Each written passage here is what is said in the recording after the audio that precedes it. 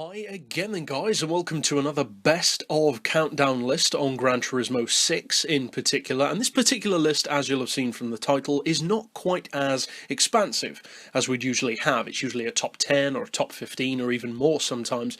This one's only a top 5 in a similar way to our top 5 best vintage cars, and the reason why it's only a top 5 is the exact same reason. There just aren't that many vehicles in this particular category to go through.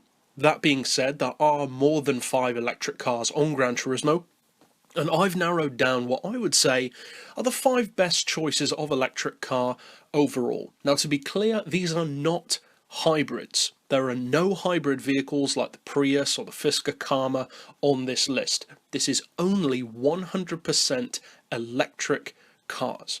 So, let's get straight into the list. Kicking us off first of all in 5th place is the Mitsubishi i-miev, and this is a direct rival on Gran Turismo to Nissan's Leaf. And although the Leaf is a cheaper vehicle and a more powerful one, I'm giving the edge to the Mitsubishi primarily because of 2 things.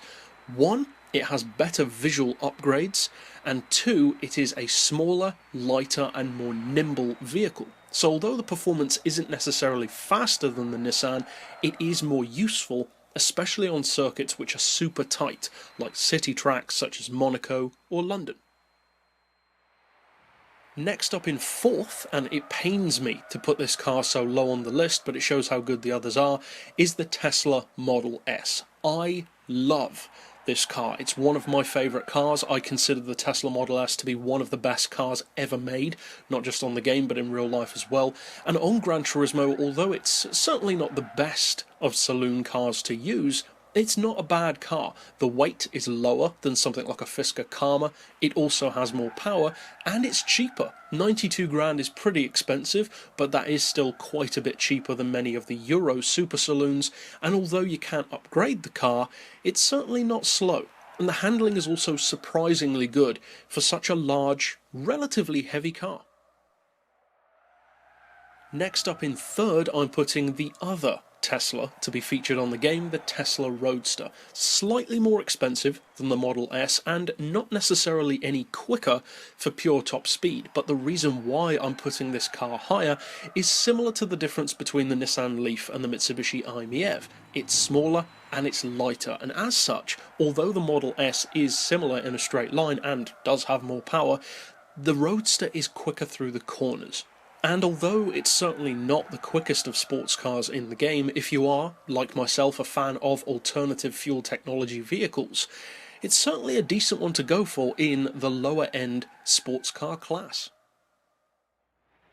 For our 2nd place pick, we make quite a significant jump now from the Teslas and the Nissan Leaf and the Mitsubishi i-miev class or category of vehicle right up into the motorsport category with the Pikes Peak Special Tajima E-Runner. It's very expensive, but it's also very good, and although many people don't like it on the tarmac, which is understandable, the handling is quite heavy, it really comes into its own on the dirt and on the snow. And one of the reasons why is due to the fact that it's electric. Not only is it very powerful, but the fact that you never need to change gear can be a very big advantage on dirt tracks.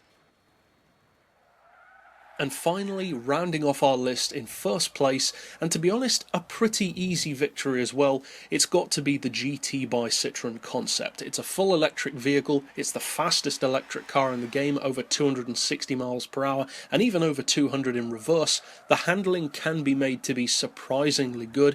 It's also cheaper than the Tajima, and overall, it's the clear choice of the best 100% electric car in the game. And incidentally, if you'd like to see a battle between the Citroen and the Tajima, stick around to the end of this video for a link to a rivals battle which I did between the two. So that's it for my top 5 best electric cars, and we will also cover the top 5 hybrids in a future countdown list. But that's it for this list overall, and I'll see you guys next time.